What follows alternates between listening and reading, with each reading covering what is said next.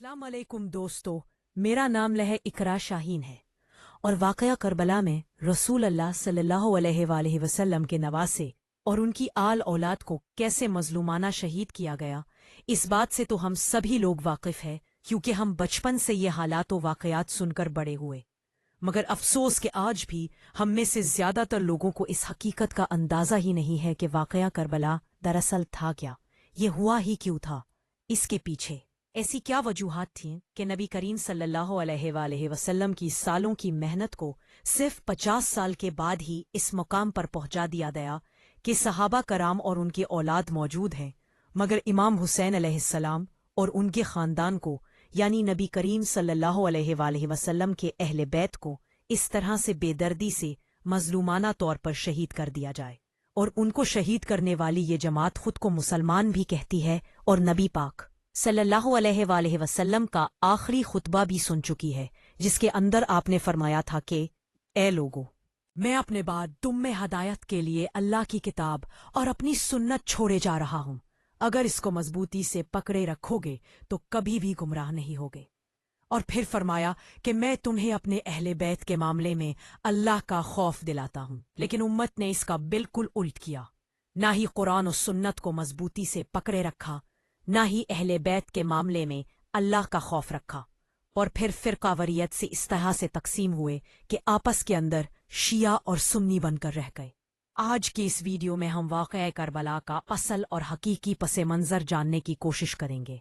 और इस वीडियो को शेयर करने से पहले मैं आपको वार्न करना चाहता हूं कि अगर आपका दिमाग और सोच इतनी छोटी है, इतनी महदूद है कि कुछ भी नया या असल हकाइक या आपके फिरके की सोच या आप कुछ नहीं सोचना चाहते, तो बराहे करम ये वीडियो मत देखें। ये वीडियो आपके लिए नहीं है, इसे यहीं पर छोड़ दें। लेकिन अगर आप सच जानना चाहते हैं तो आखिर तक इस वीडियो के साथ जुड़े रहें। ये टॉपिक क्योंकि बहुत बड़ा है और एक वीडियो के अंदर इसे एक्सप्लेन करना समंदर को कूजे के अंदर बंद करने के बराबर है, लेकिन मैंने पूरी कोशिश की है कि आपको तमाम अहम तरीन हकाइक के साथ पूरी तारीख समझा सकूं, और वो भी आसान से आसान अल्फाज में। तो चलिए शुरू करते हैं।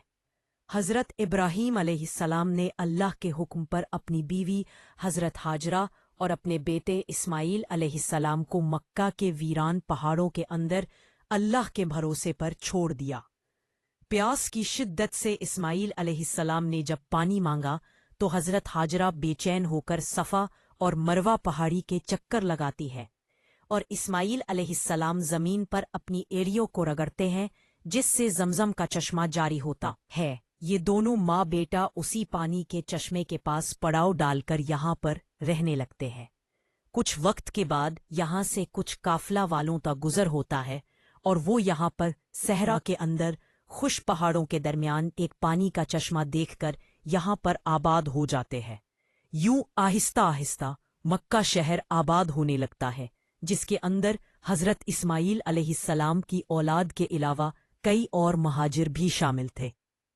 अब हज़रत इस्माईल अलैहिस्सलाम की नस्ल से रसूलुल्लाह सल्लल्लाहु अलैहि वसल्लम कैसे तशरीफ़ लाए, ये समझने के लिए मैंने कई दिन लगाकर ये सिलसिला नसब तरतीब दिया है ताकि आपको बेहतर तौर पर समझा सकूं। आप सल्लल्लाहु अलैहि वसल्लम का ताल्लुक था कुरैश कबीले से, और आपके ख़ानदान का नाम था बनु हाशिम।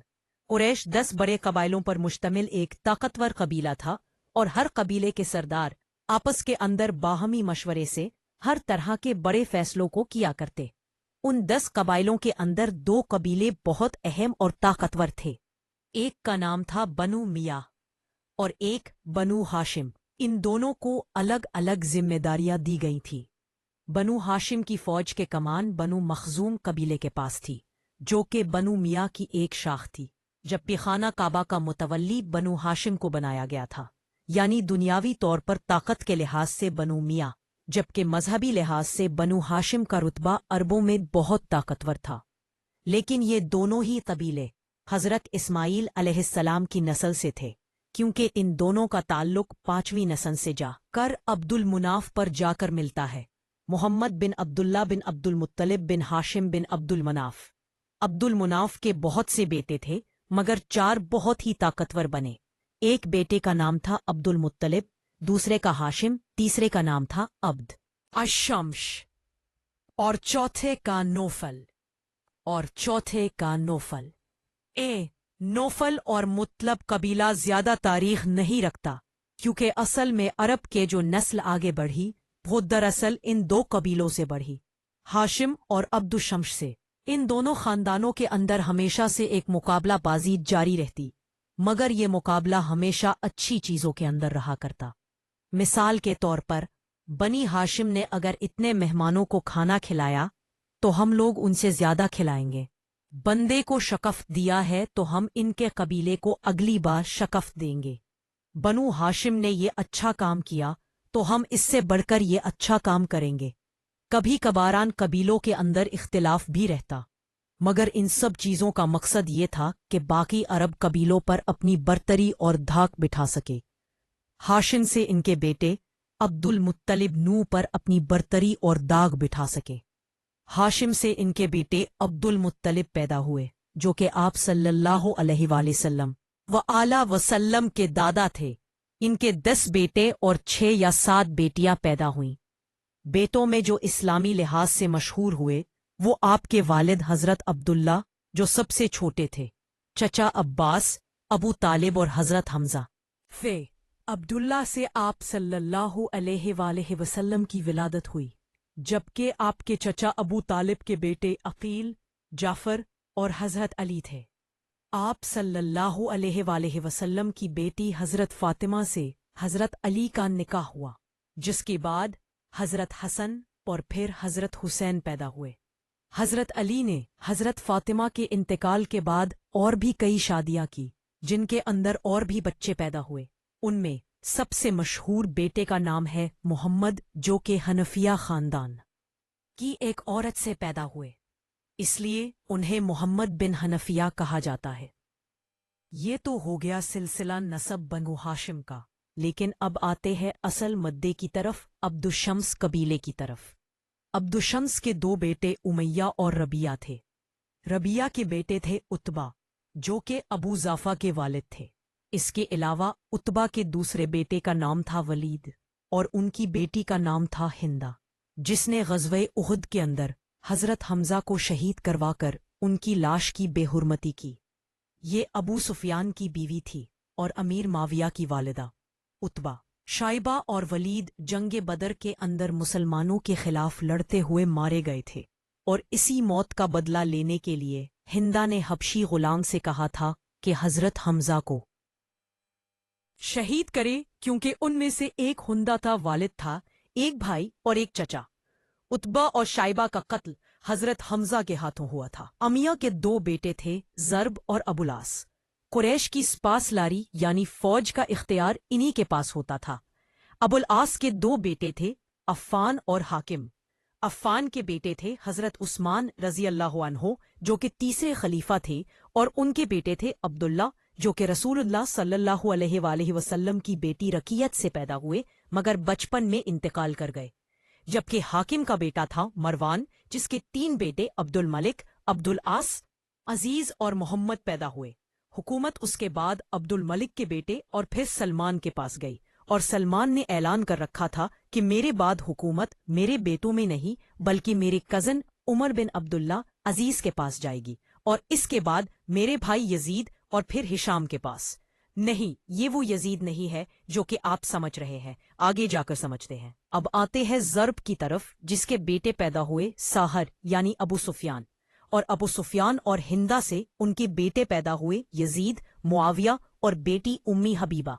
ये बेटा मुआविया वही था जिसका बेटा यजीद आगे जाकर हजरत इमाम हुसैन अलैहिस्सलाम और आपके खानदान को करबला में शहीद करता है।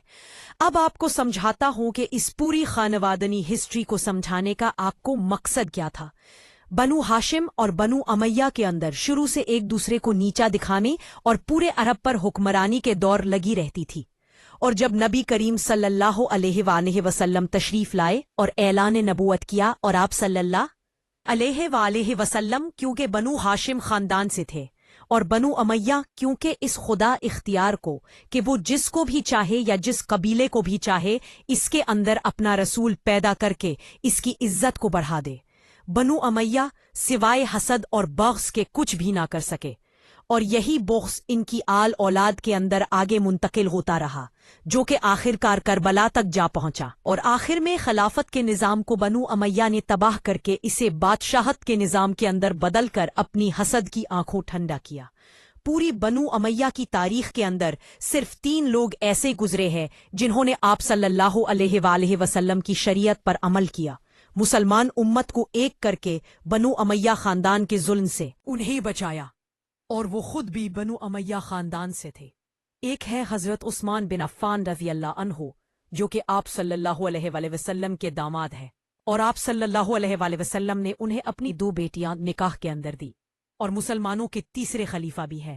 دوسرے عمر بن عبدالعزیز، ان کا سلسلہ نسب آپ دیکھ لیں، اور یزید کا بیٹا معاویہ، جس نے یہ ظالم بادشاہت اپنے باپ سے لینے سے انکار کر دیا۔ باقی جتنے بھی لوگ گزرے ہیں انہوں نے صرف رسول اللہ صلی اللہ علیہ وآلہ وسلم کے خاندان اور اہل بیت سے اس کا بدلہ اسلام کی تعلیمات کو تباہ کر کے لیا۔ فتح مکہ تک رسول اللہ صلی اللہ علیہ وآلہ وسلم کے ساتھ جتنے بھی لوگ تھے وہ سارے کے سارے تقریباً بنو ہاشم سے تھے یا پھر مدینہ کے انصار۔ فتح مکہ تک جتنے بھی آپ صلی اللہ علیہ وآلہ وسلم کی جنگیں ہوئی وہ بنو امیہ خاندان سے ہی تھیں، جو کہ مکہ میں آباد تھا۔ یہ لوگ فتح مکہ پر معافیہ مانگ کر مسلمان ہوئے تھے، جنہیں تلقہ کہتے ہیں، اور ظاہر ہے کہ نہ تو ان کی رسول اللہ صلی اللہ علیہ وآلہ وسلم کی صحبت میں تربیت ہوئی تھی، اور نہ یہ دین کو زیادہ سمجھتے تھے، بلکہ دین کو ایک طاقت اور حکومت حاصل کرنے کا ذریعہ سمجھتے تھے، اور انہیں لگتا تھا کہ اگر وہ رسول اللہ صلی اللہ علیہ وآلہ وسلم کو اللہ کا پیغامبر اور رسول مان لیں تو اس کا مطلب ہے کہ انہوں نے بنو ہاشم کی سرداری قبول کر لی، اور یہ تو ہم کسی صورت نہیں ہونے دیں گے، کسی بھی قیمت پر نہیں۔ اس لیے رسول اللہ صلی اللہ علیہ وآلہ وسلم کی وفات کے فوراً بعد یہ لوگ مرتد ہونے لگے، جن کے خلاف حضرت ابو بکر صدیق نے قتال بھی کیا۔ رسول اللہ صلی اللہ علیہ وآلہ وسلم کے خلاف جنگوں میں لڑنے والے جتنے بھی سردار تھے وہ ابو جہل اور عتبہ یا ابو سفیان، سب کے سب کا تعلق اسلام